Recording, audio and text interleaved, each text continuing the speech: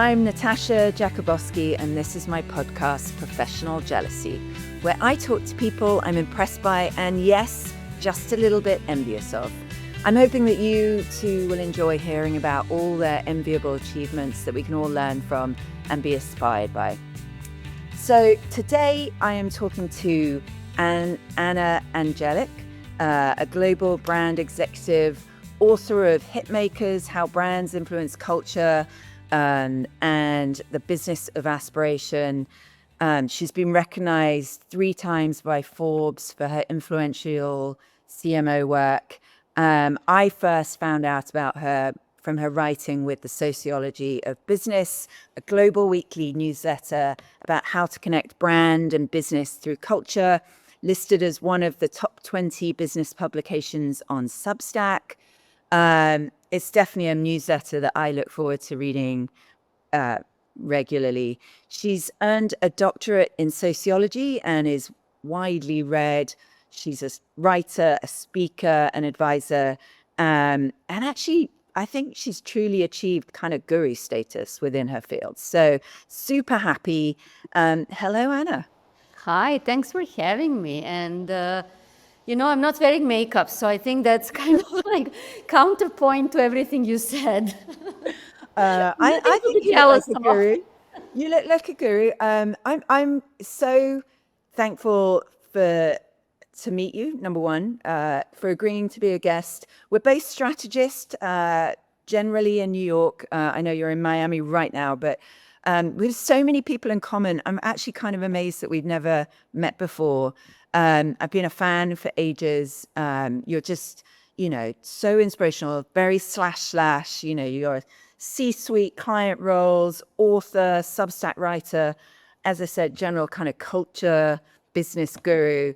I am wondering, how do you introduce yourself when asked what you do at a party? Like, how do you explain what you do? Well, I say that I'm a brand executive, writer. That's it? I don't mention doctor of sociology. I just, I don't mention that. And I sometimes say brand expert, brand building expert, brand management expert. Interesting. That sounds very low key. I mean, and your expertise is really within culture, luxury, fashion, or do you not define it that way? I mean, it is specialized in fashion, luxury, and lifestyle industries. But honestly, these days it's not even, because my clients are not in those industries right now. They're outside. But it's also the learnings from those industries are applicable outside of those fields, because categories spill over, and learnings from categories and behaviors and business and brand building strategies and approaches are applicable across, just because in the business world and in a culture, there is no strong delineation anymore. Yeah. So We you find consume everything together, and the business models are now flat. The business world is now flat, and the businesses across categories use the same business models and approaches. Yeah. I'm assuming you have a lot of, non-fashion luxury, like CPG wanting to build aspiration and culture influence. Absolutely, not just CPG, automotive and finance and so on, Everything. Travel, hospitality, Yeah. So you're from Serbia. I'm just curious, how did you end up coming to the States? Yeah, I'm from Belgrade, and I came to New York to do first my master's and then my PhD. And so I would love actually to have some dramatic story, but it was just like continuing education. Okay, that's pretty good. And then I you know, stayed. there is no way. I mean, again, I take that back. I wouldn't love, because that's like no drama, but it's, yeah. And then you stayed. So how long have you been in the States for? 24 years. Okay. Next year is going to be 25. It's since 2001. Yeah, same with me. Oh, wow. Well, there Yeah. you go. What's your story? What brought Um, you here first? I mean, I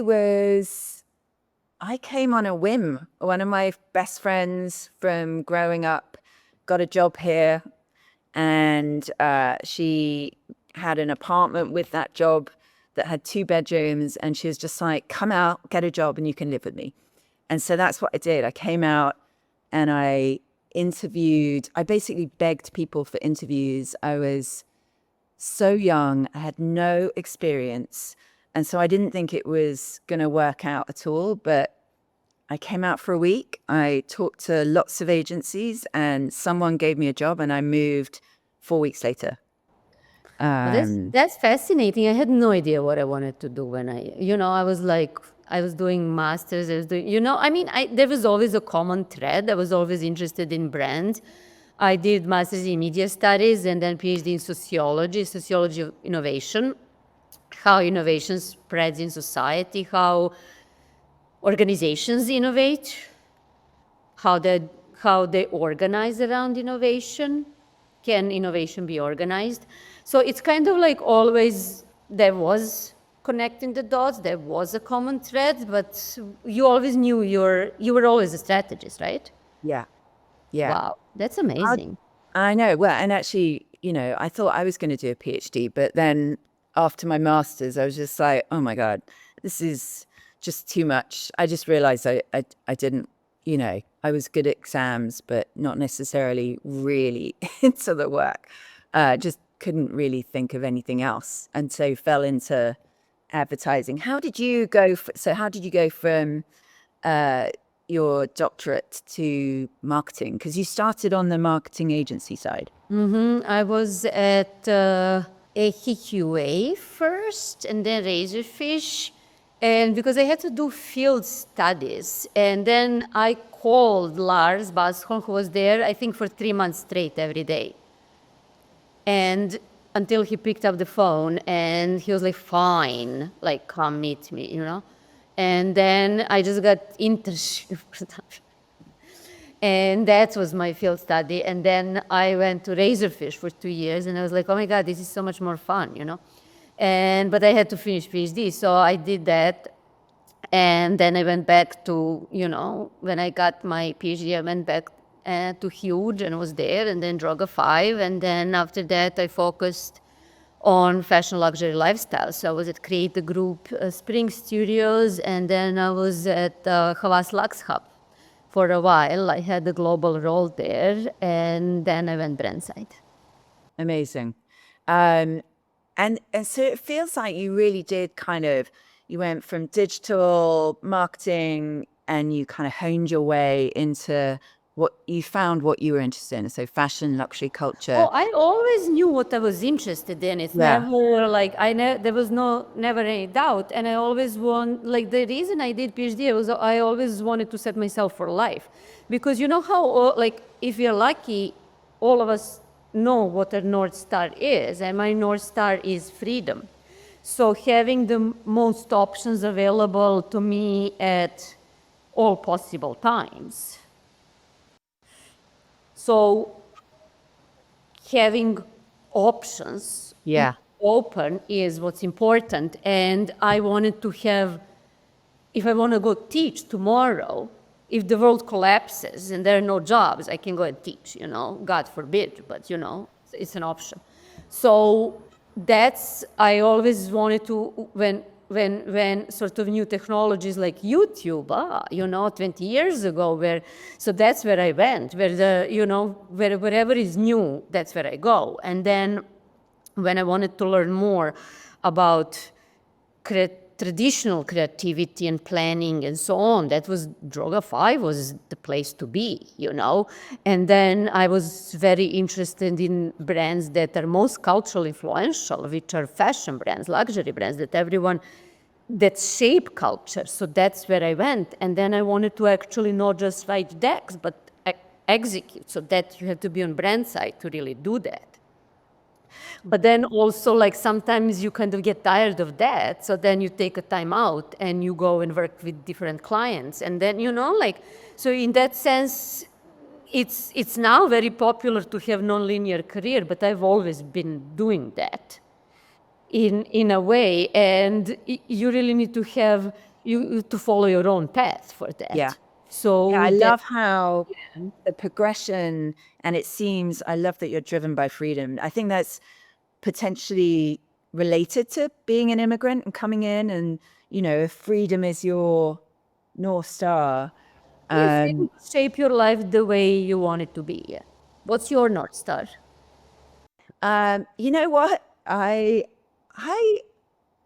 honestly, I am very different from you in that I think I've always been trying to figure out what my own North Star is. That's probably A one of lot of my, people are like that. A lot of people yeah, say that, which I'm super surprised. I know, I I know. I always told think, my people that they like naturally know, because for some people it's love, yeah, for some people is, I no. don't know, education or giving or doing good, or you know what I mean? Yeah, it's something that's always troubled me. My husband has a North Star.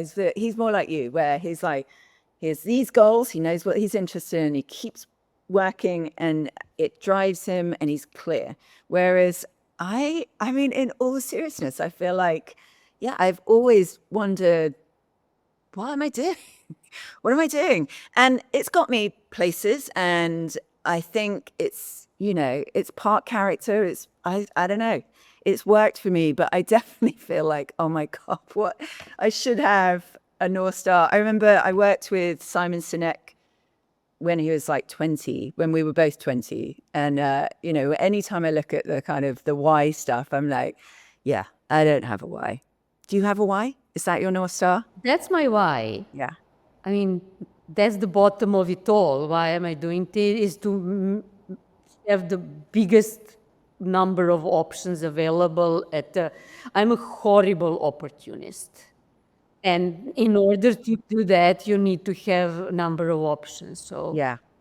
I think, I think what's been interesting, part of the reason I'm doing this podcast is because I don't have a why. I just like finding out an interesting it's a new thing to do. And I've been talking to lots of people, and some people are just like you, driven, goals, opportunistic, like find their way and focus. And other people's are doing another way. And I think it's super interesting. Yeah. What I think it's advice would fine you either way. have? You just need to be honest Yeah. with yourself. Yeah, totally. Yeah. What advice would you have for people looking to have a good, conscious, opportunistic? I mean, it's very brave to keep moving and keep going. Like, what advice would you have for people that are not like you? Again, you need to be honest with yourself about who you are and what's important to you. And even if that's not how everyone else is doing things. Yeah. Yeah, super interesting. Did you find it hard to go from agency side to client side? I read that you were chief brand officer with Rebecca Minkoff, who I interviewed recently as part of the podcast. Yeah, she's the best. I did. Yeah. I mean, it was not hard, it was just different. So it definitely was adjustment period. It was just different, very Different. different. So In it's what not, way? oh, you wake up one day and you know exactly how to do the job. It's just going to take a minute to kind of understand how those processes work, but it's completely doable.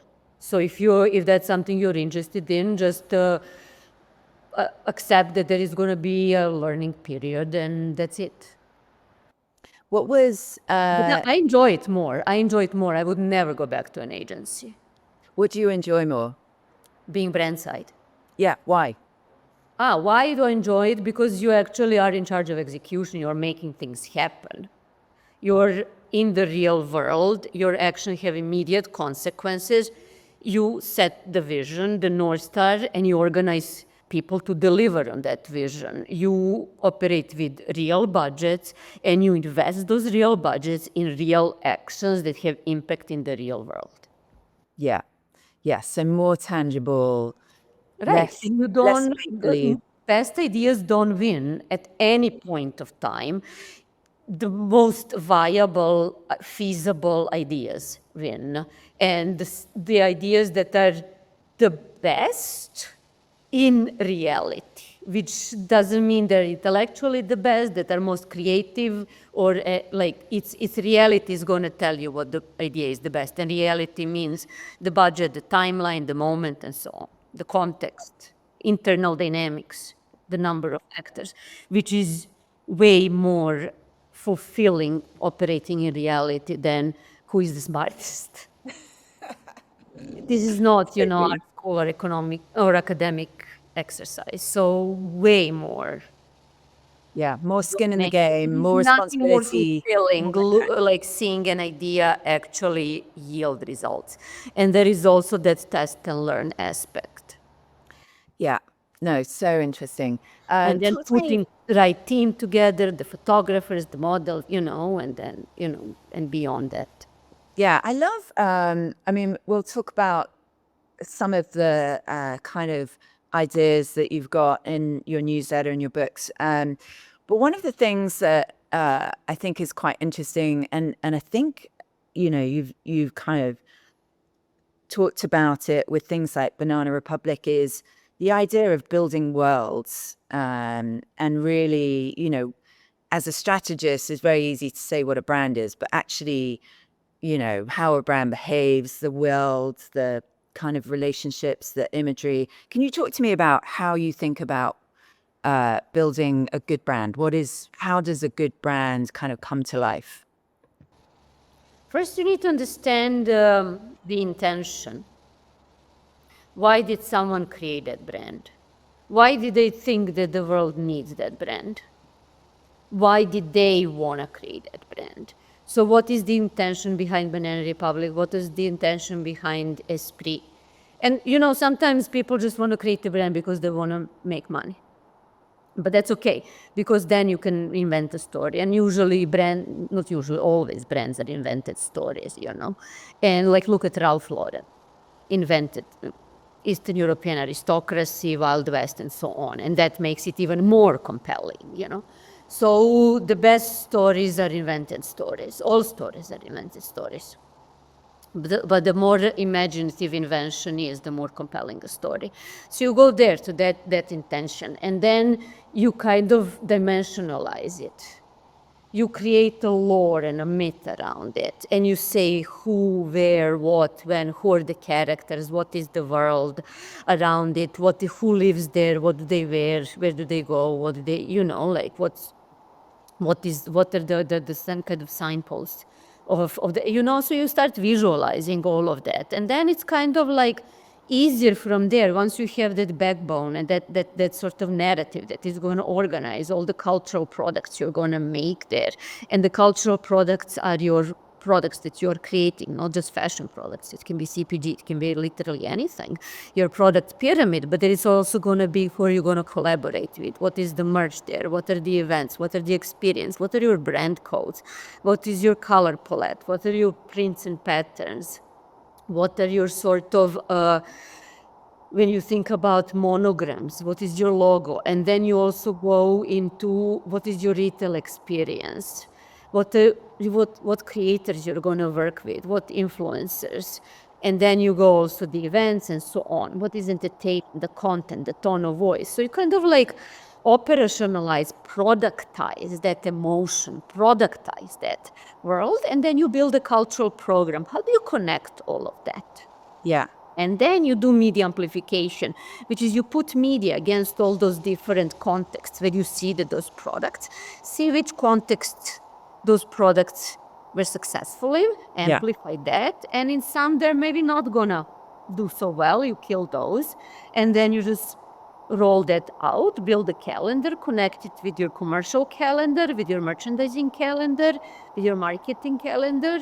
So everyone knows what's happening, everyone works towards the same financial results. And you just monitor how all of that is going, and you improve as you go. So which brands do you think do this well? Oh, a ton of brands are doing this well. I mean, I wouldn't say actually a ton, but like, for example, I think Jonathan Anderson is insanely commercial, but insanely creative at the same time. Jacquemus is insanely commercial and creative at the same time. I do think that brands like Adidas put their stuff together. For example, in terms of influencing culture after Yeezy debacle, like a little bit like shaky territory, they sort of like figured out how to go back on their collaboration train and start creating their campaigns are amazing again, their collaborations are amazing again. For a big company like that, that's a plus, and Nike should take notes there. So that's a good example. And I do think that despite what you say about On, they're still kind of like poking here and there, for a small brand, for a brand that's been around for 15 years, 10 years, they're not doing so badly. When you look at McDonald's, their collaboration with Travis Scott, respect there, like for a brand that's fast food, they're around. Yeah, So I think there are, examples when you can say, you guys get it. You're like, not bad. Yeah. Talk to me about your recent book and the kind of key ideas in that. What should people be taking away? Well, I just explained in a way that cultural products actually replace the traditional brand marketing, that cultural programming is the new brand strategy, and the hit Products, making partnerships, cultural it's events. correct. It's basically that the arsenal of 10 cultural products is what's on disposal to all brands, but it's actually that cultural narrative that is different than brand narrative, that is actually culturally how brands influence culture, what is the story that they are entering the dialogue with culture, that is what matters, and then how that narrative unifies all those products in that program and is amplified through media. That's what the book is about. And how some of those products are going to become hits. And then what those hits are really depends more on a zeitgeist than on the individual choice. I'll give you an example. Like, for example, look at Labubu. Stylists knew a year before anyone else that there is this new thing. And those stylists gave it to Rihanna and David Beckham and so on. If those celebrities didn't wear it, those hordes of fans wouldn't even see it. It wouldn't have exploded. So that is kind of created the right cultural mood. Yeah. And it's not about hiring a celebrity, because if people did not already be economic situation, I can't afford this Dior bag, but I can afford this thing that hangs off Dior bag. If there was not already a situation where people were buying Legos for adults, already buying plush creatures, they wouldn't have even registered that.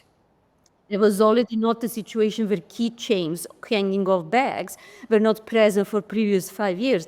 That would not be a cool thing to do. So you have to look at those already fertile contexts where Labubus came in order celebrities just amplify that. They're not coming up with these trends. Marketing. And then you look at the same thing with Loewe tomato. It was like, that guy who was like, this tomato reminds me of Loewe. No, something was already in the air. The year before, there was tomato summer. And people were already praying for that color and so on. 2 days later, Jonathan Anderson said from meme to reality. He can't make a bag in 2 days. It takes a year to make a bag. Something was already in the air, in culture, in zeitgeist. So that's why brands need to, it's not trend set. Yeah. It's not How trend do you find those? How do you Trend. find those things bubbling up? Well, you need to really understand what people like talking about, economic, cultural, and social mood, because you need to understand it's like forest fire. Yeah. It's like But how do you research, or how do you find those it's a things? combination really of having your right customer personas, demographic, psychographic, cultural personas. It's understanding what are people talking about on TikTok, that qualitative research. It's really being part of that culture. So yeah, it is research, but it is also being present in culture. And it's not that traditional research, research came in. It's economically understanding where you are, socially understanding where people are. How are they reacting? Oh, is Gen Z having sex or not having sex? For example, they are maybe having less performing sex, but there is performative aspect of posting. So if you're Victoria's Secret, are you going to have very sexy content? Because they are posting photos of themselves in being sexy without even having sex, you know? So you can look at that. And then culturally, what does that mean? In a sense, oh, how is OnlyFans doing and what does that mean? How do you participate in that environment? Who do you hire as creatives and so on? It's all there. Yeah. And Yeah, it's you just have job to tap of your in. marketing department to look at it like that. Yeah. Figure out what your brand is about and then look for the signals that are related. Yeah, so interesting. What about what do brands get wrong most when they try and do this? Because it's amazing when you see, how many more partnerships or crazy products people are thinking about. What are the main things that brands are doing wrong? Doing the same thing that worked in the past, thinking that it's going to work in the future. The definition of madness.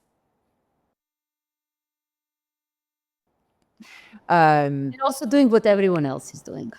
How are you thinking about AI and how that's going to impact marketing, branding, research, insights? I don't know, marketing. It's a whole new episode, honestly. Like, how much time do you Next have? time. I think we are like... Too much. Okay, I How get do that. you think? I mean, I agree. It's a massive thing, and it's changing so fast. I mean, I think it's interesting just thinking about even just practically like the tools and the ability to get more done is interesting on a very practical sense. But maybe you're right. Maybe it is too much to go into now. I'm meant to be writing a speech for October in Tokyo so maybe I'll reach back out to you and ask you. Yeah, let's have a chat in October. You do all this research and I'll do all my research, and then we can form conversation. As a guru, someone I'm not a guru. Come on. where do you stay tapped in? Like what do you look out for? Are there any writers, Substacks, or people that you look to? Any publications? Like, how do you keep tapped into culture? I mean, I just read everything. I find a lot of information on TikTok, on Instagram, but also Financial Times, Economist, Twitter, Substack feed. It's not very intentional. It's just, like random stuff where, when we do other things, it just pops up and it just bubbles, and talking to people also. What everyone else is sort of doing. The thing is that it's not about you can read a lot of information. The more important thing is if you know how to think. So you can really connect things, and you can really, in that mass of information, you can say, this is important, this matters. Yeah. I think, obviously you've been very good at that, connecting dots, I feel like that's what a good strategist does. What about the growing of your newsletter? How have you done that? Because that, I feel like has obviously grown a lot. Was that conscious, or was it just writing and seeing what happens? Like, how did you build that kind of brand? I've been doing that for a really long time. Yeah, pre-Substack. Yeah, you've been putting out content for a long time. Everything. It's literally because I have academic training, and that's my creative outlet from those days. So we're talking back to 2008. I mean, even before, but in 2008, in the summer of 2008, so that's what, 17 years ago, when I started my blog on TypePad, which was called I Love Marketing, but love was scratched. So, and for 17 years, I've been at it. So there are no shortcuts. There is no such thing as a, quick win. And my audience has changed over time. I mean, some of my audiences haven't been born then. I mean, probably. Yeah. But, or have been in elementary school or kindergarten or whatnot. But the thing is, it's like you just need to keep at it. That's number one. But I've never thought about, oh, this is my grand scheme because in 20 years I'm going to have a Substack and so on. It's a creative outlet. You need to be passionate about what you do. You need to be interested about what you do. You need to say, oh, I'm really, right now, I'm like, I'm really thinking like, oh, at the time when Spotify really took hold, the sales of vinyl records jumped because no artificial ingredients added. So the same thing with AI. Now all of a sudden you have a rise in niche magazines. People want to meet in person. You have all Real those things like the Jonathan and you know what I Aniston. mean? And Yeah. that's not a revolutionary, it's not, but I just want to like put all of that in paper. That's going to be good, like little post, and someone can maybe use it when they go into a meeting or something like that. So you know what I mean? It's not a big deal. It's not a revolutionary idea. But if I put it on paper, it's something I'm interested in to look into really quickly. Some other things I'm really interested, what should Victoria's Secret do next? What is the strategy of cultural reprogramming? So, what can you do to kind of like, Gen Z is having less sex, if you're built on sex, if it's not about performance, but performativity, that's a deep dive. I'll have to spend time on it, but I'm really into it. Why am I doing it? There is no particular reason aside of me being really interested in it, professionally, so on. So you see, that's sort of, you need to have that in you. And you know that at some point it is going to be useful because that's what you do. Any other things that you see on the horizon or things that you're starting to get interested in? Honey, you'll have to pay me for that. I got it. All right. What about, I feel like what's interesting, seeing your progression and, I think in terms of, you know what you want, you've got your North Star, you're very confident, you're very driven. How has that changed over time? I presume that your confidence has grown over time. Is that true, or have you always been the same way? Like, what sort of, would you change anything? Do you have any advice for your younger self? I mean, have you felt like as you get older, it just gets more easy and confident? I mean, tell me about how you personally have kind of grown over this time.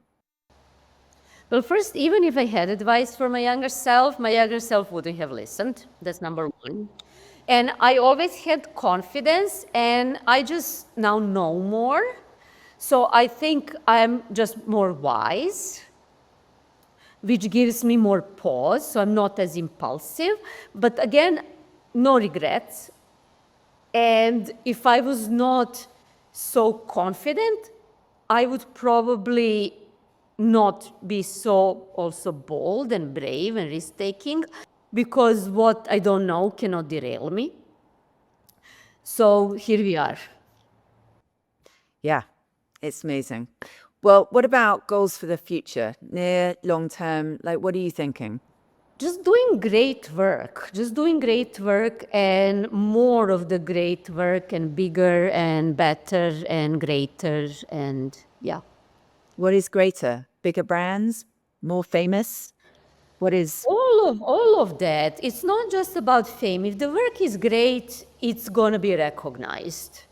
And it's just bigger scale, more massive, bigger budgets, and just bigger scale of work, bigger scopes, bigger impact. Do you have Yeah, I just any? want to do massive projects that are amazing, that are gonna do be recognized as a groundbreaking.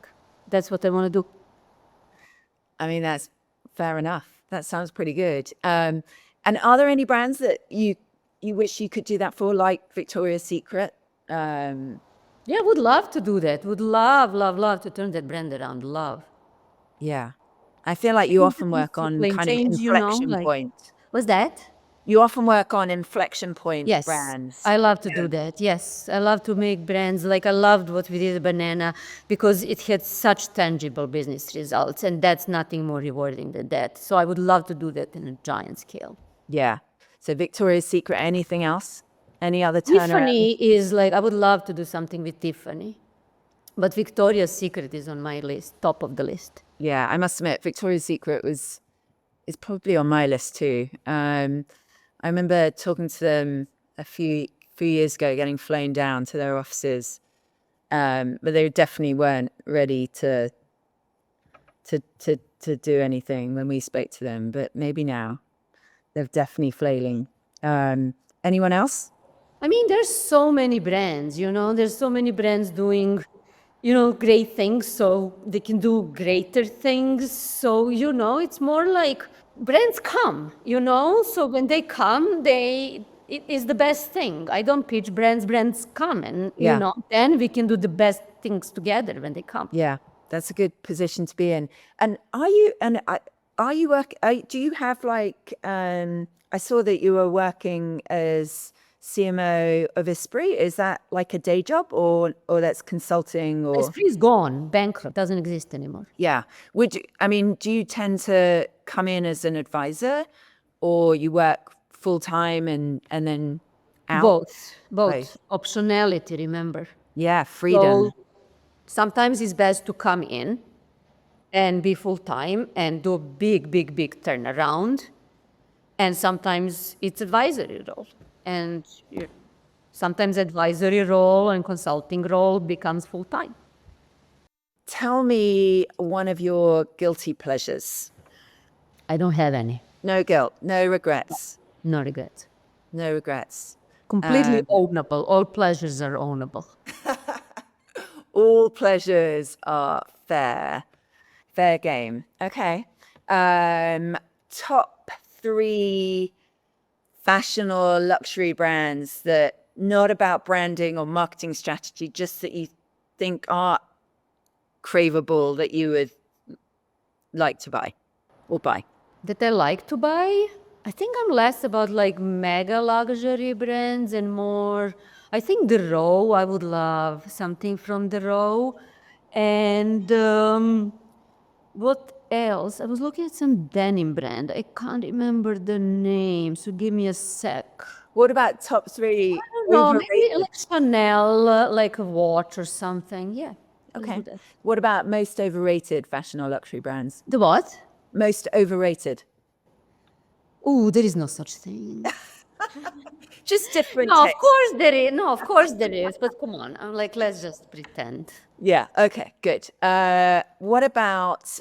Do you have mentors? Do you have people you go to for advice? I've never really had mentors, so I'm always kind of curious if everyone has them. I mean, no, but I think I have one. And one from Huge, and then, not always, but because I don't listen to anyone, but like she really gets to me, and I listen to her, Nicole Victor. Okay. Interesting. I've got a feeling you're going to say no, but best career advice, worst career advice that you've ever had? Like, honestly, what is the worst career advice? Oh, worst career advice is probably when people say, oh no, you need to stay at the job for like at least 2 years or something like that. And I realized that like modern brands, they don't even care. And I was literally sitting in Mansur Gabriel and the founders, they were like, oh, like millennials don't even stay there. And that's when I realized like that doesn't matter. And what's the best career advice? I don't even know. Okay. What do you think your superpowers are? What's helped you be successful? Left brain, right brain, both, and then both analytical, creative thinking, and then probably just that insane risk taking and boldness and crazy decisiveness. Yeah.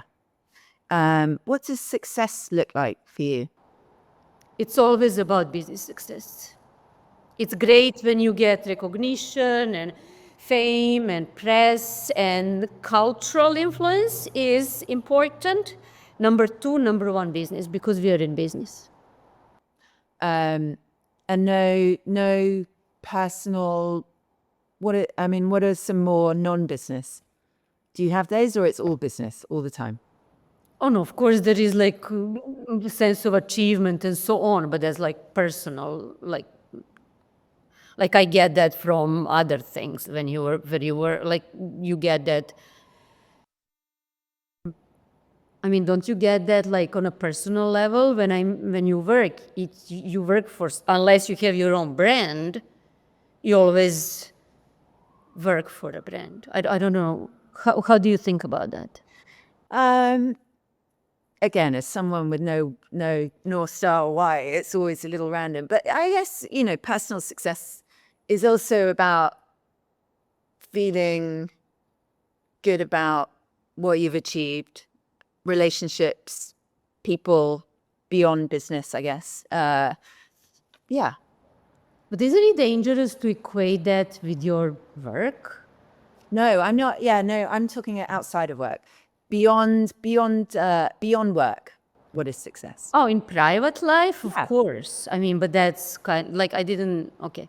So yeah, of course, it's being fulfilled, having fulfilling relationships, being loved, like loving someone, feeling loved by someone, having friends, having meaningful relationships, having the sort of sense of fulfillment in your life, being content, if not happy. Being happy is absolutely being sort of where you feel you want to be in your life. That's the most important thing, to sort of having a sense that you are exactly where you want to be in your life. Yeah. Absolutely. But I kind of want to separate that from work, because you need to have that Totally. regardless. Yeah. You have to have that from within. External stuff is not going to give you that. You need to work within yourself on that. Yeah. Yeah. Anything that you're trying to get better at? Oh, every day. I mean, again, on that internal things, like being better with people, being better with yourself, more forgiving towards yourself, more loving, more forgiving with others. I mean, that's all, we are all work in progress until the day we die. All right. So, last question. I'm interested what you're going to say. So, tell me someone or something that you're professionally jealous of. Honestly, I had that before. And then, like, I don't know, very, very, very, very early in my career, just maybe at the beginning, and I was like, oh, I want to be like, this girl, she studies media studies or something like that. And next thing I know, she's, I don't know, doing PR in Belgrade or something like that. And I'm like, okay, that's it. I'm not doing that anymore. So no. No one, no thing. I No, love no, it. again, everyone has their own path, and you need to remind yourself, like you never know. Like the life is, everyone has their life, and you never know what's going on, and just like be nice to people. I think that's a lovely way to end. Amazing. Anna, I'm so thankful. I'm hoping we get to hang out. Yeah, same. Let's Let's, do it. Let's do yeah, it. let's do it. But yeah, thank you, and let's hang out. That's my main thought. I think we're quite opposite in good ways. I think it's going to work. All right. Thanks so much for listening, watching. Please do take a look at some of the other episodes that we've done too. You can find more on Spotify, Apple Podcasts, YouTube, professionaljealousy.com. Get in touch if you have any questions, feedback, or importantly, people that you think should be on Professional Jealousy. Quick thank you to everyone that's helped. Shimmy, Unreasonable Studios, Anomaly. You can follow me, Natasha Jakubowski, on LinkedIn or professionaljealousy.com or on Instagram. Please subscribe, share, review, whatever. Hope to see you soon. Thank you.